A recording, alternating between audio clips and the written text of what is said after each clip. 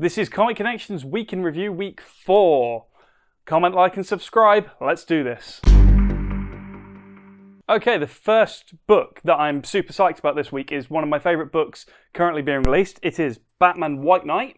It's issue 3. It's by one of my favourite artists, Sean Murphy. He's an artist-writer. If you didn't read Punk Rock Jesus, you really should, because it's a fantastic book. Everything Sean Murphy does is amazing. It doesn't happen that often these days that a book goes back to a second print.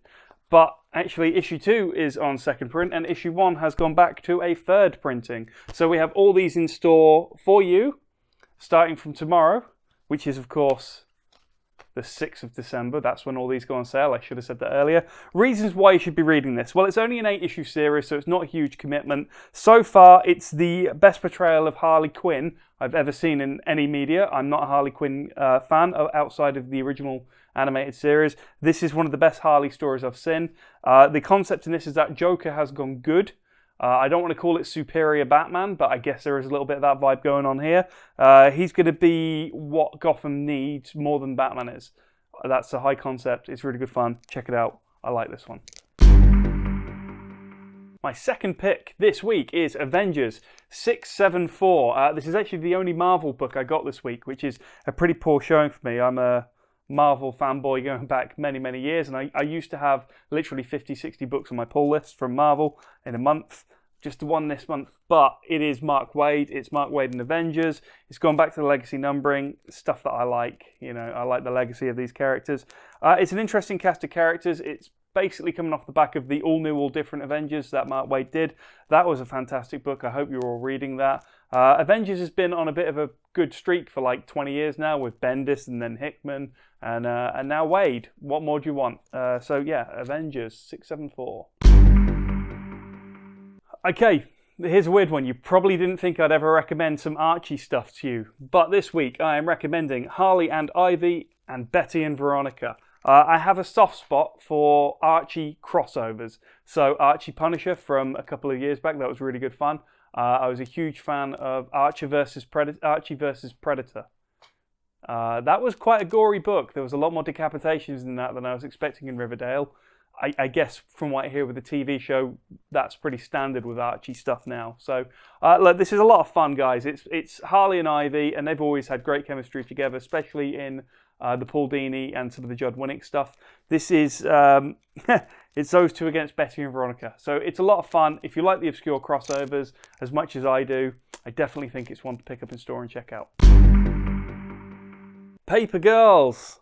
This is by Brian K. Vaughan. You probably all know that I'm a huge fan of Saga, Pride of Baghdad, Y the Last Man, Ex Machina. I almost think this guy can do no wrong. We're going to drop in a picture of me with him here as well. How cool was that, right? I'm lucky enough to have met the guy. That's pretty cool. Paper Girls, it's an all-female cast. It's basically Back to the Future meets Goonies meets Stranger Things mashup. It's a really great book, and to be honest, if you like even one of those properties, whether it's Goonies or Back to the Future, I recommend you give this book a look. It's really good fun. There's a lot of interesting high-concept sci-fi stuff. The tardigrades show up in the first book, which was just a ooh moment for me, because I think they're really interesting creatures. Well, come at me. I like biology. What of it? I don't want to give away any spoilers, but look, we're on, what's this? Issue 18. We have the previous 3 books in graphic novels, and I think that'll take you up to like issue 15. So Paper Girls, there's really no excuse to get on board and check it out. We always have the graphic novels in stock.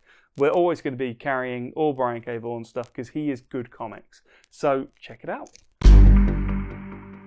Right, we might be getting into crossover fatigue now as I pull out Batman Teenage Mutant Ninja Turtles 2. You might notice this is the third Batman Turtles crossover we've had in store in the last few years.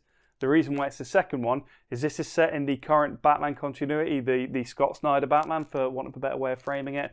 That's your Batman with the gold-lined logo, so the one from the Tom King books. All the Rebirth Batman, it's this Batman. The second Turtles Batman series they did is more of an animated style, so it's that kind of Bruce Timm meets original Turtles cartoon characters vibe. So it's a very different feel between the two books. This was such a popular series and so well received that they have done a follow-up. I already said I like obscure crossovers. Batman versus Turtles, it's the third outing for them, so it's not even that obscure anymore. But to me, they're just a really good natural mix. And that's why I've gone for these. I know I've gone for 3 Batman books in 1 week, and 2 of them have been very Harley-centric. I feel bad. I'm not a Harley guy, traditionally, I guess. Ooh, I'm sucking on the teat of the big 2, aren't I? Eesh. Sorry. So, my graphic novel pick for this week. You might be getting used to this now. This week we had Cable and Star Wars in. Star Wars books were great. I'm not sure who reads Cable anymore. If you're reading Cable, let me know. Is it good? Should they still make Cable? I don't get it. It's fine. Different books for different people. So I'm not actually going to recommend something that came out this week. I've done this a couple of times now. You're used to this. My pick this week is Scalped by Jason Aaron. The reason I'm picking this is partly because we've got the nice hardcovers in stock, but we've always got the paperbacks in stock, as we always have most Jason Aaron stuff in stock, because Jason Aaron is a really good comic writer. Super interesting this week that the people who shot a pilot for this, because this was going to be a TV show, they have turned down the pilot. So you're not getting this as a TV show. So right about now, I'd be like, oh, read this now before the TV show comes out and everyone loves it. Well, no, read this now because there isn't a TV show and this is the only way you can read this great story. The lazy review is It's Sopranos meets an Indian reservation. Everything's It's Sopranos meets something. It's so much more than that. It's good crime fiction. It's a good undercover cop story against all the odds. There's a lot of players. There's a huge amount of history for an entire... probably the closest comparison is the original Seven Samurai, because like it is a very well populated and realized population of Native Americans in here. So yeah, give it a look. It's really good. It's really good. I don't know why it's okay to say Indian reservation when you have to say Native American, so I hope I haven't offended anyone. I mean, I'm just going what's said in the back of the book. Sorry. Scalped. So, that's it for week 4. I hope you like everything we showed you here. It's all available in store as of now, seeing this video. We do mail order around the world. You can contact us on Facebook, Twitter. We're working on rebuilding our website. Pop in store, give us a ring, whatever it is, we'll look after you as best we can. Comment, like, subscribe, even if it's just so you don't like my t-shirt. That's fine. And see you next week. Thank you.